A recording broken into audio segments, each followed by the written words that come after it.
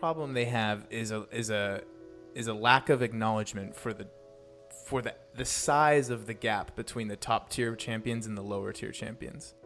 Hey everybody, I know it's normally a day late. I like to get these out on Sundays, but yeah, I was not feeling super great.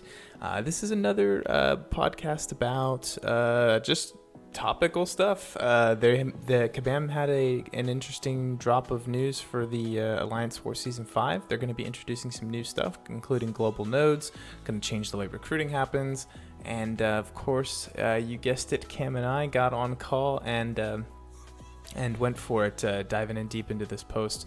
Both of us kind of like to kind of analyze what Kabam is talking about, make some predictions, theory craft, maybe make some criticisms as well. So it's just something we like to do, and so it's a good time to record and make a podcast. I do have some other podcasting stuff I want to get into at some point, but I've got a move in my personal life. We're going to be moving apartments, so content's going to slow down a little bit, and I think podcasting is the first thing that's going to go, as in slow down. I do want to keep the war stuff going on and other types of videos if I can afford the time. So anyway, take them where you can get them, I guess. This one's fairly short, under an hour, which is good. I do prefer that. When I'm doing my own podcasts, looking at them, I prefer to choose the ones that are under an hour, so I hope everyone else does as well. Other than that, hope you guys enjoy it, and yep, take care. Let's go over the post. The post that we're talking about is developer thoughts, improving Alliance Wars. You can be found on the Kabam forums at the top for the time being. It's probably going to get buried eventually. Yeah, the forums are great, aren't they? Oh man, they're super intuitive. Anyway, Yep. So basically they came out and just went on the record and said, look, there are three things we want to keep in mind when we're designing Alliance Wars. We want to keep them, they're pillars. There's three pillars. It's an interesting word choice. We want to keep Alliance Wars dynamic is the pillar number one. Pillar number two is encourage counterplay. Pillar number three is keep the mode flexible. I don't think... Exclamation mark. Yeah, I don't think all three of those are super... clear. Like, okay, by keeping Alliance Wars dynamic, I think they mean they want the actual meta to change continuously. I think maybe not even the meta. I think they just want Alliance Wars not to be the same experience every time, right? I mean, that's what I got from that. They want it to change. That's what they were saying, like, they don't want any two Alliance Wars to be the same. Right. So that's cool. I can get on board with that. Good pillar. Oh, yeah, definitely. Encourage counterplay. How did you see counterplay? Because when I first read it, I thought they meant they want more rock, paper, scissors style gameplay. Yeah. But then there was something I heard on Brian's stream that made me think they want it made me think that counterplay was more Alliance A does this, so Alliance B reacts in this way, and then Alliance A reacts in that way during the war. Do you know what I mean? Like, there's more back and forth during the war, and I'm not sure if that's what they meant by it. I think a few weeks back we had a Q&A kind of situation with some of the content creators. Mm-hmm. Between them and one of the champion designers, the dude who was also in Comic-Con. I forgot his name. So Ian, they were talking about right? how... Or yeah, Ian. They were talking about how it's really kind of impossible to truly counter people if you don't know who you're going up against, right? Yeah. If you really don't know, the team you're going up against, it's hard to really gauge what defense should you set or what strategy should you use. And this is interesting because, this past season, we had a bunch of wars where we knew that we were going up against a team that's just full-on Corvus, right? Yeah. And for those wars, it's so easy to counter them because you just set the defense in a way that every node that matters ends up being Corvus-proof, ends up not having the opportunity to give him a mission. I think that's a good way of counterplay, and maybe by actually letting people know who they matched as soon as they matched, they can encourage us somehow. But at the But same time, they'd have that to would go limit the back to collusion. Yeah. yeah, definitely. That would go kind of back to the previous system where you could do this, and it like bit them in the ass So because because there's so many ways alliances if they know who they're facing, which it happens even now because there's calculators and everything. But yeah. so every once in a while you get an alliance war and you're inside the war and something happens where maybe you guys give up a few deaths and then you're behind in points and then the opponent gives up a few deaths and then you're ahead in points and it sort of makes the war really uh, interactive. You know, it's like a live thing that's happening, and I think it would be cool if there were certain things you could do during the war to change the outcome of the war besides just play well. I don't know that might be where they want to head, but anyway, the last pillar that they wanted to go over was keeping the mode flexible, which I don't. I mean, I think what they mean is diversity. So they said something about meta and diversity. They want different champions to be used. I think everyone can pretty much get on board with that one. We don't want to see 30 blades on attack and 30 Corvuses. Nobody wants to see that. And so, sweet. I think their strategy. I like where they're headed. So at least their goals. So let's just see if they can meet their goals. So what's the first step in this? What's the first step in actually fulfilling these pillars, you ask? Well, they've got some ideas. They got some ideas. They do. I like some of them. Yeah. Do you want to go to their so the way they've done their post is they've gone over each pillar and described what they mean by them. They're not super clear on it, but we just went over that. And then they get into like specific issues that they find are a problem. So the first one is meta champions versus diversity. They say that, of course, their diversity is being forced. Luck has way too much to do with whether or not you're going to be successful in Alliance War. And I don't know. I mean, I don't know about you, man, but I definitely have felt that, at least in the past. I feel like I'm on the good side of that nowadays. I've been lucky enough to get pretty meta attackers, but in the past, oof, man. I mean, just as far back as season 2, I was using 4 stars in Alliance War, I think, or as recent as season 2. Some people still use 3 stars of synergy. So yeah, that's true. That's true. You just need to beef up one champion. So it just really.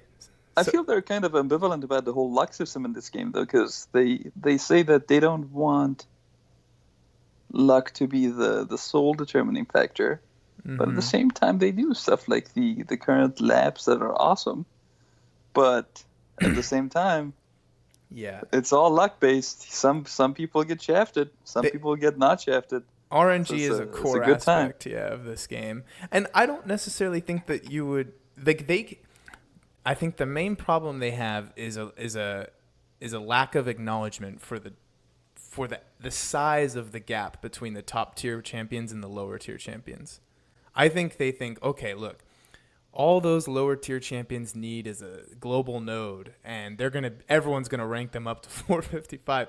Like, it's the disparity is much bigger than they realize, I think, and it's not going to close unless they start buffing the champions a little more. Unless rapidly. If this global node is giving all female champions like 100% attack boost or something crazy like that. No, I mean, it would literally have to say only female champions that are green, you know?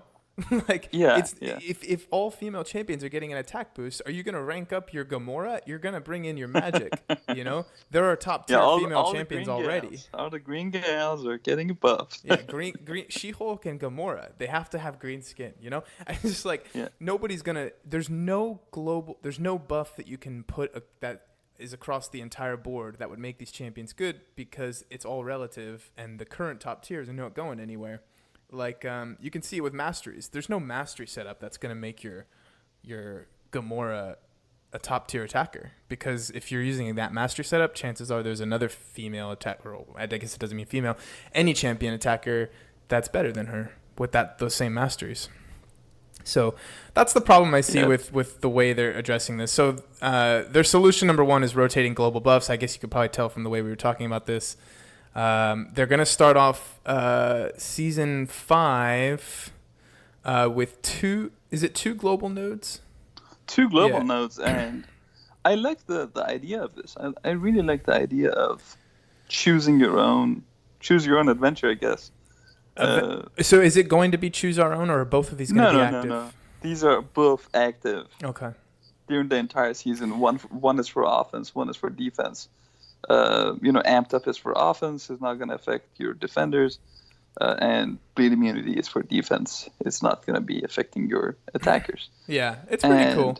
I wonder, do you think it'll be coming from the boss node, or you know what I mean? Will this be taken down before we get to the boss?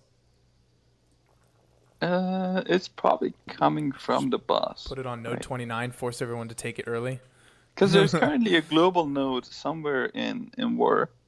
Is there? The Clintar, whatever. There's a global node right there in Alliance War right now. Yeah, it doesn't actually. And it comes from the boss. Yeah, it comes from the boss. It comes from the boss. Oh, okay. Yeah.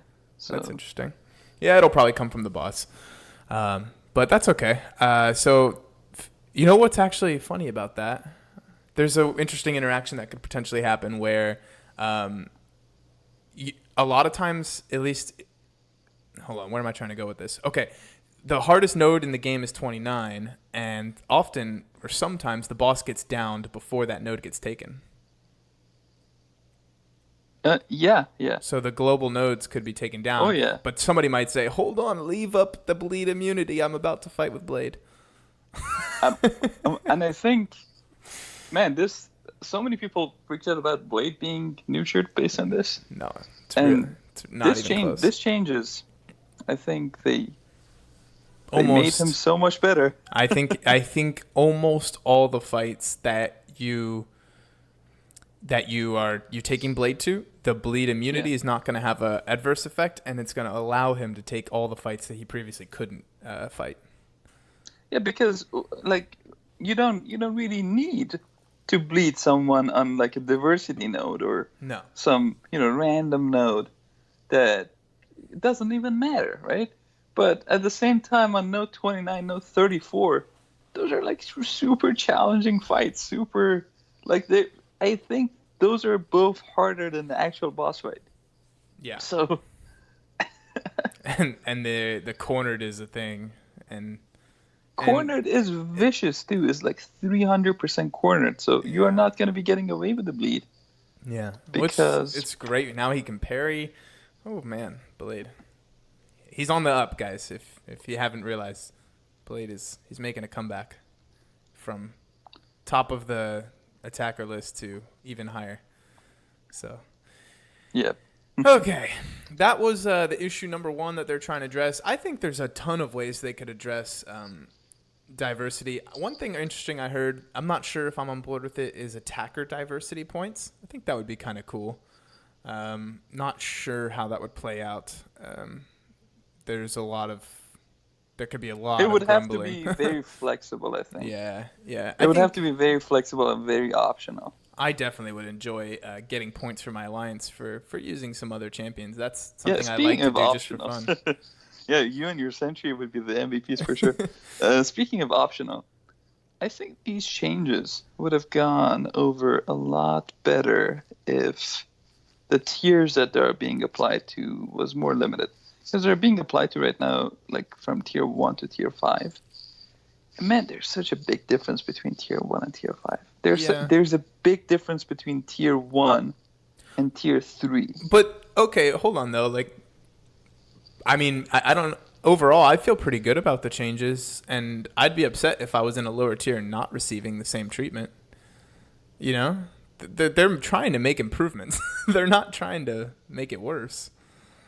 Yeah, I think these changes are good, but at the same time, like there is a majority of players, a big group of players in, tiers 3 to 5 who have maybe 1,565 and Or four less, yeah. five 455s, right? Yeah. And they may not be the best champs currently in the current state of the game, but at the same time they got them through the map, and they were cheap and manageable, and tier 5 you probably are a progressing player, or you're a player who has already been burnt out and left a master alliance just to chill out. And I feel these changes could be a bit like a little bit too much on that little middle section there, the Yeah. little Well, there's that probably a fraction of good the chunk players. of people who don't even read the forums, and they're just gonna all of a sudden. How many Reddit posts are we gonna get? Where why are my bleeds not working in Alliance War? This is just like, Bleeds are bugged. yeah, bleeds are bugged. But yeah, Yeah. I think in general though, a lot of the outrage comes from the top tiers anyway. Yeah. Does it? I don't think people really care though. No, I mean, but just when outrage comes, it's from high tier players. A lot of them, I mean, who else has the energy to go on the forums and Reddit besides the people who play this game all the time? Oh man, don't get me started on Reddit. Just, Yeah. some people, man, some people. Yeah. But I feel What else could they do? To like address talking the- to people from other like master alliances, they don't care. They're pretty happy with these because they're not using bleeders anyways. Yeah, we are using Corvus. Yeah, we are Corvus or And something. I'm going to be using Emma and Phoenix in season 5. Yeah, they're not really using bleeders anyway. So No. does it? It doesn't really impact them. They're I'm using actually- magic, which they love right now. So for female yeah, I actually really like I don't know why they're doing it like this with female champions, but there are a lot of the female champions are really high damage dealers, and and we're about to get some higher damage. higher deals. damage. Man, I'm looking forward to Emma Frost throwing what is the number? They didn't say the number yet, but it's going to be just a free boost, basically, an attack boost. So there's like Emma, Domino, Magic, Ghost, Morningstar, all Morningstar. Man, this is gonna be huge for Morningstar because those initial fights where she may time out. Well, she's not timing out again. Oh, but it is class advantage though. So Yeah, and she is female. If you didn't know, that's I knew. we have checked. Yeah. They I don't know how I knew, but it seems intuitive. I think it's just the way she's her body shape. She carries herself, yeah. Yeah. She carries herself like a female, like a lady. Yeah. So, I think I don't know. I don't know if these will directly address diversity of attackers or defenders. I really don't. So, I don't know. What else? Have you ever had any like back of your pocket ideas for how they could increase diversity naturally rather than forcing it? Oh yeah, definitely. Allow teams to ban. Oh yes. Champs on defense. Yes. Okay. We've talked about this before, me and you. Oh, captain's mode in. Well, actually, I don't even think they call it captain's mode in Dota anymore, but it's just regular mode because it's so just good. regular PvP there. So yes, banning champions. I think you run into a little risk of the high roster champion people having a huge advantage there. But what I was thinking is, okay, if they really wanted to turn Alliance War on its head. What they could do is shrink the map by a lot, and you could almost do every single person gets. Okay, maybe this would just be a totally different game mode. Just hear me out here. Everyone gets to choose an attacker and a defender, just one of each, right? Oh, that's so cool. And then you get to choose that attacker and defender though after the ban phase already happens, right? So the match is made, the bans happen. And those champions can't be used at all. And then it's up to each team to pick who they're going to use. Maybe it'll be by battle group, kind of like how diversity is now. Man, the whole going back and forth and banning is exhilarating. It's like so right fun. at that Yes. point you know the outcome, and it's great. It's a great part of strategy gaming, I think. So that would be cool. And then a tiny little map with 10 defenders on it, and maybe it's 2 defenders per person. So it's 20 defenders and 10 attackers. But the fights are beefy. You get to the boss, and the whole war doesn't have to last 24 hours. the planning phase can be like, I don't know, 36 hours. You're making me very excited more than one way. I don't I don't think they're nowhere close to a mode like this, but they could, if they really wanted to attack this. I think they need to start. I mean, if they with want a to different keep type it of game fresh, mode. Yeah. If they want to keep it fresh, I don't think the current changes are necessarily gonna make it super fresh. I think the changes you're suggesting is gonna be super fresh. I think they suffer right now from 2 steps forward, 2 steps backward, sort of. Like they're not really big, but by the time the next change comes, Alliance War is stale again. Yeah. So they're never actually getting ahead of themselves. And they're very slow. They're super slow with all these changes. And they want to implement them season by season, which I understand, but at the same time, it limits them on time. Yeah. Because seasons take like 6 weeks each. Even in this case, they take like 7 weeks. They feel long, even the short seasons. Yeah. So you feel every war, man. You feel every war. You definitely feel all those boosts, yeah. Yeah, I'm gonna make a conscious effort to boost less this season. I don't think it's needed as much as people say. You know. I've been doing that for a while. Yeah, I know it's conserving boosts is important. I mean, definitely being that guy who has the full load when you need like a boss down is kind of cool. Like, okay, hey guys, just so you know, I have a 30%, 20%, 20% in vulnerability boost just ready to go. It's like, okay, you're taking the boss. It's kind of cool to be that person. I've never been in that position. I'd like to do it one day. Be the boss killer. I always get pretty upset when I'm taking a boss and I have to reboost because like I took my path. Yeah. And like the time span between my boost expiring and the boss actually opening up is like 30 minutes. Yeah. And I yell at people for that. Yeah. Like, you're paying for my stuff. Buy me boost. Buy me boost, buddy. But moving on to issue number 2. To collusion and unfair play and all that stuff. Yeah. I just want them to refine it quite a bit. Yeah. Because the current system is a good gesture, but at the same time, it's so flawed in so many ways. Like, I'm not saying it's flawed because people get banned wrongfully and all that. People, like the people who get banned or people who get like docked, they're from alliances who spend a ton of money in this game. Yeah. So if it's wrongful, Kabam is losing money. So if you're just crying wolf saying you got banned wrongfully, you should just check yourself. But at the same time, the system they implemented and the punishments where they reduce rating and they reduce war points. War points I understand, but rating is just an asinine way of going around limiting the cheating alliances multiplier. It's definitely counterintuitive, counterproductive. It can be seen in some circumstances as a reward for those alliances. Just giving them a free pass, right? Yeah. It's y'all had a hard time at the start of the season. You can have chill wars right now. Yeah, it's a little strange. So if people don't understand what we mean, it means sometimes these alliances that get docked have their war rating reduced, which in turn the matchmaking algorithm will take their new war rating and match them up versus people with similar war ratings. So these alliances are fighting against people who are significantly weaker than them.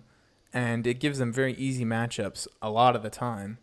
And they are able to fight their way, walk their way back into the bracket that they currently were in, but in the process, spending a lot less on items. And also, kicking a bunch of people out of the tiers they were in on the way. It's not really the fault of these alliances. Well, okay, it is their fault for cheating, but let's assume they get their act together and they're no longer cheating.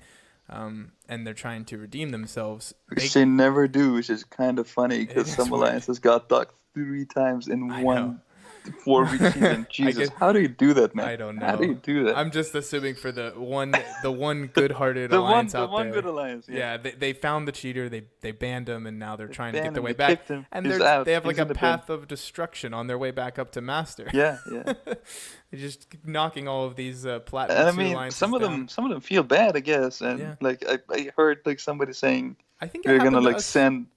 Sorry, go ahead. Oh, sorry. I was just saying. I think it happened to us where I think an alliance got maybe they weren't docked, or maybe they were, but they did have a significantly higher rating than us, and they said, Yeah. "Oh, sorry guys. Like, sorry you had to. This is unfair. this one's unfair, but good war." So I saw this said by like an alliance who was docked, the high profile alliance who was docked last season. They were in a chat room. They were like, so like now y'all should like send people energy refills just in compensations for their problems as you just crushed them. I would be super offended if somebody sent me energy refills because they cheated and now I'm against them. That would be oh man. It's just like tossing you like charity. pennies. Just fucking charity. I guess I'll always take a free energy refill, I guess, but man, I'd rather have the 5-star shards from the win. Yeah, I'd rather not have the system this way, I guess. Yeah. But people were suggesting if an alliance is about to get docked, doctor war points, like season points, and then reduce their multiplier manually for the like just their multiplier, not their opponent's multiplier, manually for like 2 to 3 to 4 consecutive wars that follow the docking, so they will have just as hard of a time fighting their way to get back to master or platinum or wherever they were. Well, I don't think that full redemption should be possible. In one season. I don't think it is possible. In just one season. Well, it definitely is. There was a couple people that ended up in Master that got docked. They ended up in Master, but I think they were on track to like number 1, number 2, number 3. Okay. But they ended up in Master. Which, you know. I think people will look at that and just be like, okay, well, that's the same thing. It's not, though, because that number 1, number 2, number 3 rewards are crazy. They are. They're significantly higher. And to be honest, the difference between Plat 1 and Master is not very big. Yeah. It's pretty similar.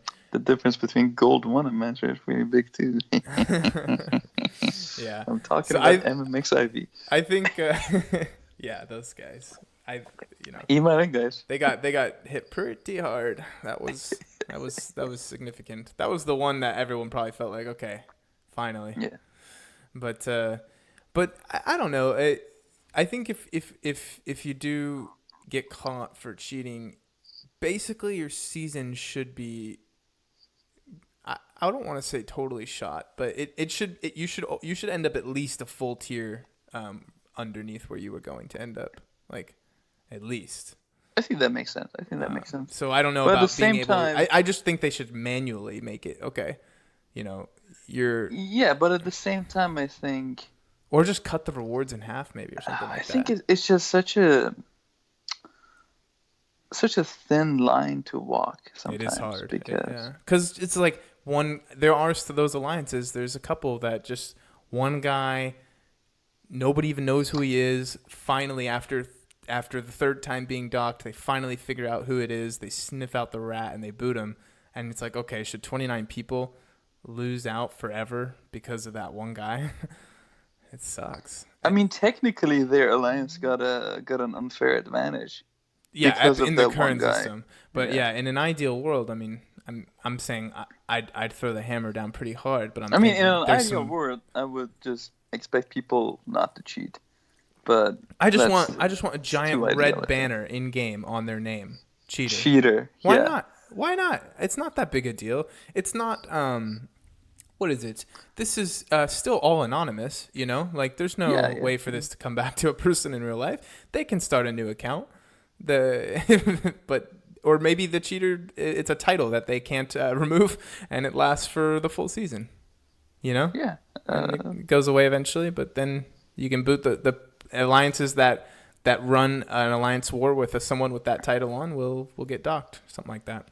I don't know. There's a lot of ways they can do this. I think that they're probably just taking their time, figuring out how they can do this effectively and without screwing everyone over, because I think they probably noticed that the current way is hurting some of their other players. It's very flawed. Yeah. Very flawed for sure. So I think they took action because of the mob, which is good. They should have. I guess they had to take some action. There was like rampant piloting, and they took action quickly. And now I think they're going to take their time with a more permanent solution. So that's good.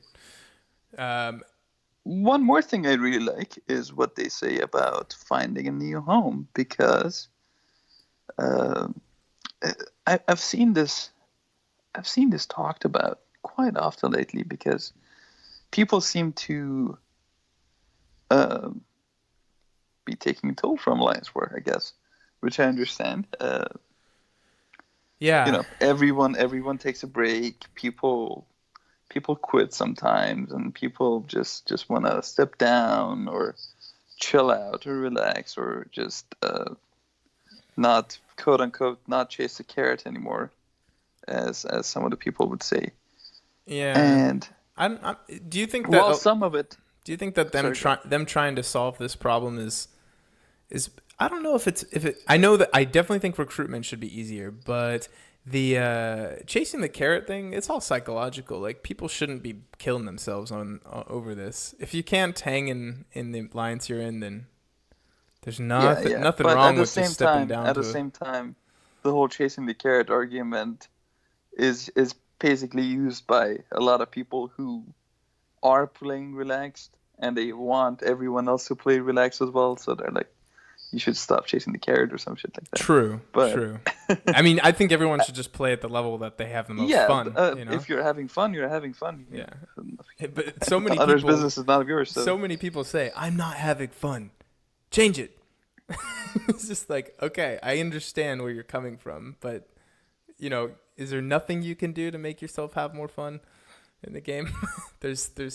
You don't have to. There has to be something. Yeah. There's almost if always you're something. playing it and you're not having fun, so what's the point, anyways? There's definitely a problem. But yeah, so they're gonna tackle recruitment, which is cool. They're gonna improve alliance search tools and new recruitment tools.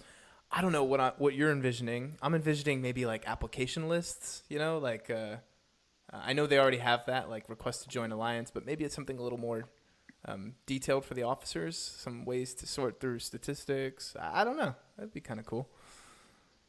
Maybe I feel post whatever an ad. they do, just simply based on how awful the chat system is in game, is still gonna be mostly done online. So yeah, well, let's just okay. So a lot of the alliances, if they're by request, then you can put in a request, but then there's no way to vet that person because you'd have to chat with them. They'd have to send you maybe gameplay videos. Yeah. There's just no real way to they do have it to in tell game. you if they have been in MMX yet or not. Maybe they actually mean via the forums. Maybe they've got something in the works. Maybe, yeah. I don't know. But the forums are lovely, so who knows how those are gonna work. Aesthetically, they're not terrible. If they put in like a separate tool, I don't know. That's a waste of their energy, though. Line's working fine for them. I think they don't like it because it's out of their control. There's all these people I guess, yeah. Talking, and it's not happening in their platform, which I can understand. That is missed opportunity for them. I even bought some line stickers once. Could have been to Kabam. I think this is a good change, because this would be a good improvement if they actually manage to pull it off, because finding the right alliance is so important. Mm-hmm. If you're in the wrong alliance, even if you are playing at the level you want to be playing, if you're in an alliance with just abusive people or just an abusive mentality, I guess, and you just need to get out. Yeah, it gets you, I guess. Yeah, and it would be nice if you could quickly find somewhere new to join. Yeah, I don't know. I think they see there was I don't remember where they said it, but there was a problem. They said the kick rate has gone up and that's to be expected. But they said it's kind of concerning to them. I don't remember where I read that. Like it showed that they're tracking the kick rate. Gotcha. Which, man, where did I read that? That doesn't matter. But yeah, they said like, oh yeah, there's a lot of people being kicked. There's a lot of high tension sort of recruiting going on, and they wanna smooth that out a little bit. So I don't know. I'm perfectly happy to see them take a stab at it. I don't think they can hurt it, because if they do make a change and it sucks, we're just gonna keep doing what we're doing, which is Reddit in line. So not a big deal if they mess it up. But I feel at the end of the day, I'd be much more pleased with a completely revamped, completely different Alliance Wars. Yeah. Every single season, not just a different global node, not just a whole new competition every season. Just experiment. Yes. Throw us into the jungle. You know, I'd be happy with it, because it's only gonna last. Shorten the season. Well, 12 wars is pretty short. Keep it at 12 wars. Just change it up completely. I don't see what the problem is there, except for it would be I think there'd be some people who just would get lost. It's just too much change. Keep some of the changes to just tier 1 to like tier 3 or something like that. Yeah. don't bother with people who are just afraid of change. Yeah. Well, let them climb up and see, actual fun. Well, some people it's just like they only want to log in, once a day at the end of the day, and if everything looks different every time, they're gonna be like, oh, come on, man, I just want to get me some Spooder Gwen auction, just mess around with my Spider Gwen and. I feel people who are in like higher tiers, they're A, invested in the game, and B, they have been playing the same Alliance Wars for a long time. Yeah, this map's been here for a while. I don't hate it as much as I originally thought I would. I definitely don't like the portals. There's so many linked nodes. Yeah, and I don't like the linked nodes. But the overall, oh my god. Yeah, the portals are silly. Why? What's the point? I get that it's cool, like that you can branch off and go somewhere else, but you could just none of the portals are like across the map, right? So what's the point? Yeah. You could just connect them via lines. I don't. What? It's a little silly. Okay, that would be. What about that? Portals that went from path 1 to path 9. I think that would be cool. That would be pretty cool. It would be cool, wouldn't it? That would change war so much. I'd like to see what if just every fight was its own isolated node on a map. Yes, yeah. Node and there would be 3 nodes, right? The entry, the node, and then the portal. And every single one could go to every single other one. Oh, that would be so cool. And like the whole 10-20 defender idea of yours? Yeah. Yes. Oh, man, that would be so cool. And everyone just takes who they want. Introduce banning, introduce restrictions, introduce defensive banning, offensive banning, introduce new boosts or new 3-minute boosts. Those are pretty cool. Yeah, the 3-minute boosts are cool. Can I get some defensive synergies? Ooh. Maybe if it's a 10 defender war, right? And if you can ban people, maybe at that point it wouldn't be as big of a deal to hide a defender, right? You would just see the defender, see where they are. You don't have access to all your toys to fight against the defender. Yep. Just but then you can click on them and then see if any of the other 10 defenders. That would be awesome, because imagine a 10-man team where they all have synergy together, but they're all placed by different people. Yeah. It would be easier to manage, right? Because you won't really care about diversity anymore, and it would be great. Yep, it would be awesome, and you could just click on them and just synergy appears, and you're like, okay, cool, this is synergy active. I'd just say scrap the defensive masteries too. That way we can run suicides again.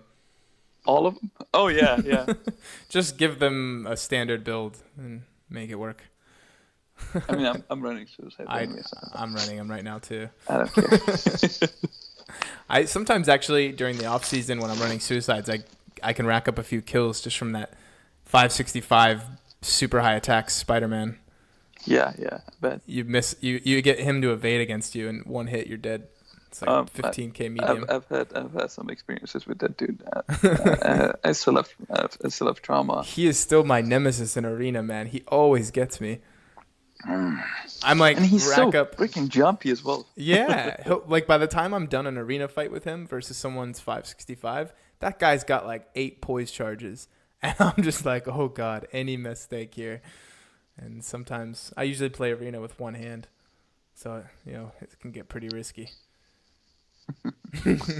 So anyway, that's basically what's happening in as far as the developer thoughts. To summarize, we'll keep talking for a bit, but to summarize, they want to increase the dynamic aspects of the wars. They want to encourage counterplay, and they want to keep the mode flexible. So they're gonna work on these rotating global buffs. I think that's gonna be their little pet project for season 5. They're going to continue to crack down on Alliance War cheating, and they're going to hopefully make some improvements to recruiting. I just wish they were quicker with these. I just wish, like, bam, bam, bam. Yeah. One after the other, because I think, like, this changes. These 2 global buffs are going to be for this season. And then the next season are going to be a different set of global buffs. Yeah. And you don't really get to choose yet. But then maybe like 6 seasons down the road, we can finally get to have a choice. 6 seasons. I think it'll be sooner than that. I think season 6 or 7 will be choosing buffs. Yeah. I think they're just so obsessed with playing certain things safe. Yeah. Because they're so afraid of the backlash. But at the same time, the backlash is think real. about what you're doing. Just think about what you're doing.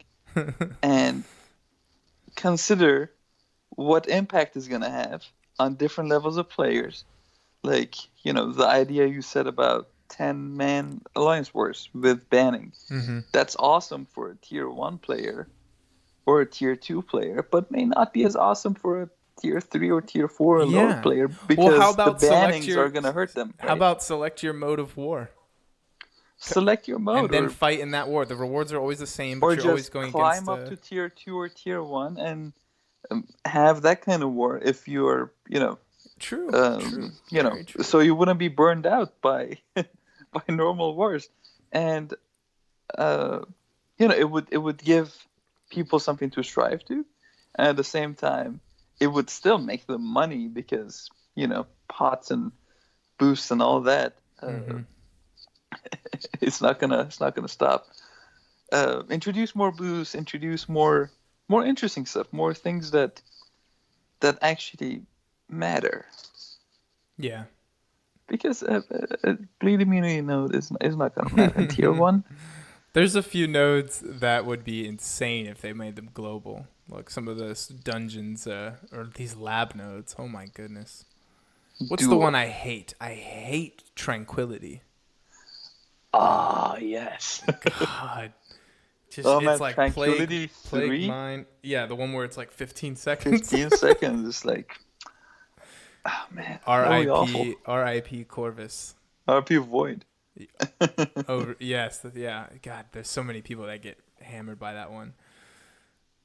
That one's tough. I've had to start buying the rerolls on these labs because of... I haven't yet, but I'm very close. I'm cutting it close. For me, it'll be this. It'll be Cornered, 300%. Power Gain, 200%. Tranquility 3, Stun Immunity, Prove Yourself. And I'm just like, reroll. And the Prove Yourself changes to like Bleed Immunity. I'm just like, Jesus, come on, man. So I go to the store, pick up another few rerolls, and just like, all right, now it's only man. The nodes are crazy. But then you reroll enough times, and all of a sudden it's Dash Vulnerability Power Shield. Corvus launches 400,000k special too. It's like, okay, I'll take it. I don't know. They're fun. I love the labs, by the way. I think they're probably the most fun thing in this game I've done in a long time. Yeah, they're really good. So fun to jump in there and have to spend 10 revives on a Korg. And I'm not being sarcastic. I think it's fun. Yeah, yeah. Like it's great. It kicked my butt. And there are so many levels of it too. Like if you can't complete epic, you don't have to. Yeah. But, and if you can do it some days and not others, it's great. You can mix and match your rewards. Too. Yeah, and also if you are done with the content of the game, you don't need those revives. So you can basically have those revives expire or use them on lab. And I would rather use them on lab. Yeah, get those crystals. I haven't opened one yet. I think I'm going to open them all at once at the end. It's going to be fun. Oh, man, I've been opening them every day, and I need like 9k more T5B shards, please. Oh, yeah, so you're really trying to get this. I'm way far away from that. It's not happening. So this should be a good time to pop 60 of those. Yeah, okay. That was kind of... Those crystals are pretty nice, too. Yeah, they are. They should... replace War Victor and War Loser crystals with those crystals. Ooh, yeah. They should definitely change. There should be no ISO for sure in any of those crystals. The War Victor. There should be no 3 minute, not 3 minute. There should be no 3-star arena boost. Why is it in there? Oh man? Yeah, they really need to change up those crystals. Actually, well, that is something that would just like olive branch the hell out of this community if they just said, okay. Here's the Blade Immune node. Oh, by the way, now those crystals, they contain no ISO, no arena boosts. They do contain 3-minute boosts, 5-star shards, and I don't know, loyalty. T5B shards. Keep like the loyalty a in chance there. at T5B shards. Yeah, definitely loyalty, keep the loyalty. Yeah. I love increase it the loyalty. Increase the loyalty. Oh, it should be at like 10,000 right on the high end. You should get a whole 10,000 for winning a war. Yeah. Loyalty's great. So I think that's a change I think I would like to see now. Oh yeah, immediately. Because it's way overdue. Just tomorrow. How much can it really take to code that? Nothing, because it's already in the game. Exactly. So that'd be cool. These changes, it's a cool gesture, and I think the changes are gonna hurt certain champions, but are not gonna hurt the champions you think they're gonna hurt. Probably. Oh yes. Can we take a moment of silence for Archangel? Rest in peace, my buddy. Archangel Gwenpool is gonna hurt Killmonger. Yes, I don't think he'll have the damage for the Medusa bosses anymore. No way he will. No. So he kind of relies on that special 3 detonation, doesn't he? Lots of his damage comes from the bleeds. Yeah, unfortunately. So that's really bad for some of the cooler bleed characters. God, come on, Archangel. There's actually quite a few poison immune champions and a couple poison immune nodes as well that really hurt Archangel.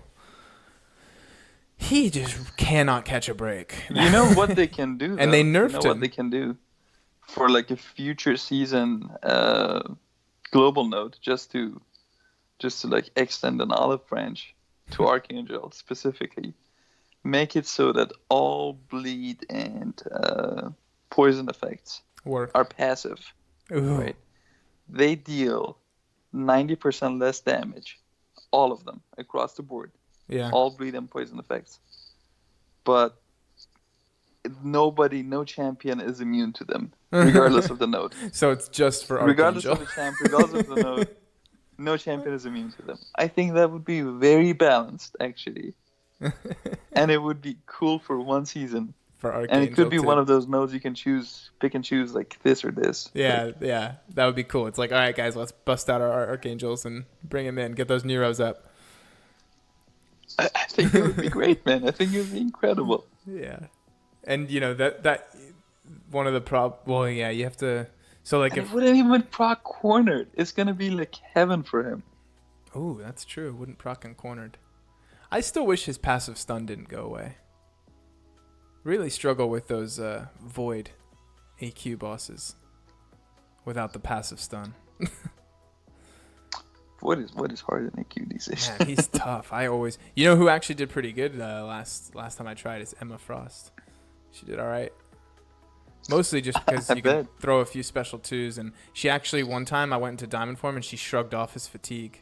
That was one of the debuffs Yeah, that got yeah. applied to me, and I shrugged it Because off. she's immune to all fatigue debuffs. She's immune to so many things. Right. She's not immune to his other two debuffs, Yeah, yeah, unfortunately. yeah. She should be. Come on. Add him to the list. She should be immune to all debuffs. All debuffs. I think they can do that because it's a freaking diamond. So Yeah. Why didn't... I think they just got scared to add that in. Just calling it debuff immunity on diamond form. They just got scared. They said, okay, look we're going to want new debuffs in the future. We want to be able to counter. list. Yeah, Poison bleed. Let's shock. I know, it's Whatever. silly. It's super silly. Especially since they had to spend 2 whole words on Iceman's debuffs. Yeah, yeah. He's the only one that applies them. I don't know. Okay. Well, I think we just we killed we that just both topic. crashed. Beat it into the ground. yeah. It's over. I think we Yep. can call that episode there. Yeah.